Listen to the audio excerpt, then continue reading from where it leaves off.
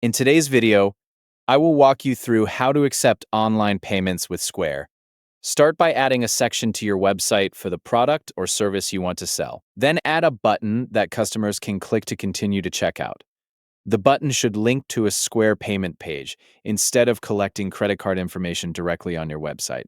To create this payment page in Square, go to the left menu, select Payments, then choose Payment Links. From there, create a new payment link or open an existing one to edit it. Inside the payment link settings, add the title for your service or product and enter the amount you want to charge.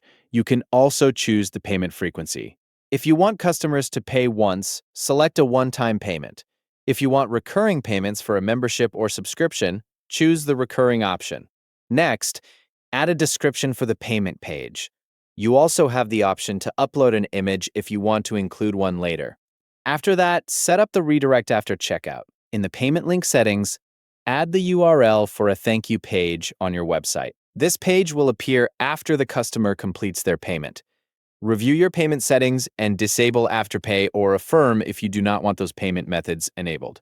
You can also complete your account setup by linking your bank account and adjusting your branding settings, including colors and profile details. Once everything is connected, the customer flow becomes very simple. A visitor lands on your website, reads the service details, and clicks the Purchase button. They are redirected to the Square payment page to complete checkout. After payment, they receive a receipt from Square and are automatically redirected to your thank you page. That's the full setup for accepting online payments with Square through your website. Thank you for watching.